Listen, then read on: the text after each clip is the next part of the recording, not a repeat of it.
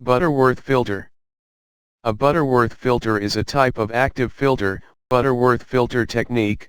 You can design all types of filters, i.e. high pass, concentrate on low pass filter design using Butterworth filter technique. For more information on typical low pass filters, whether active or passive, read these tutorials: passive low pass RC filters and active low pass filters.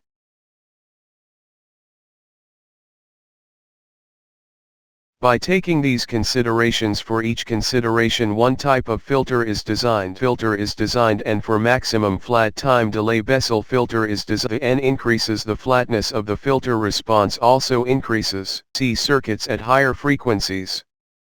Even though it does not